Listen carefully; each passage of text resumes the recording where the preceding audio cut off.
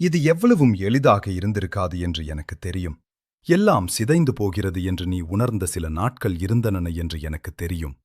இருந்தாலும் இதை நினைவில் கொள். நான் இப்போதும் உனக்காகச் செயல்பட்டுக் கொண்டிருக்கிறேன். என்னை நேசிப்பவர்களுக்கும் எனது திட்டத்தின்படி அழைக்கப்பட்டவர்களுக்கும் சகலமும் நன்மைக்காகவே கூடி வரும் என்று நீ அறிவாய். இன்று உடைந்ததாக நீ கருதும் காரியங்களைக் கொண்டு அதைவிடச் சிறப்பான ஒன்றை நான் உருவாக்குவேன். எதிரி உன்னை தகர்க்க நினைத்ததை நான் உனது நன்மைக்காக மாற்றுவேன். எல்லாவற்றையும் புரிந்து கொள்ள நான் உன்னை கேட்கவில்லை. இந்தச் சூழ்நிலைகளிலும் என்னை விசுவாசிக்க மட்டுமே கேட்கிறேன். உனது காத்திருப்பிலும் வேதனையிலும் கூட நான் ஒவ்வொரு சிறிய காரியத்தையும் உனக்காக ஒழுங்குபடுத்துகிறேன். உனது வாழ்க்கையில் எதுவும் வீணாவதில்லை. உனது விசுவாசத்தை உறுதியாக பிடித்துக்கொள். உனது கண்களை என் பக்கமே திருப்பு. உனது கதையை நான் இன்னும் எழுதி முடிக்கவில்லை. இந்தச் செய்தி உனது இதயத்தை தொட்டிருந்தால், ஆண்டவரே, நான் உம்மை நம்புகிறேன் என்று கீழே பதிவிடு.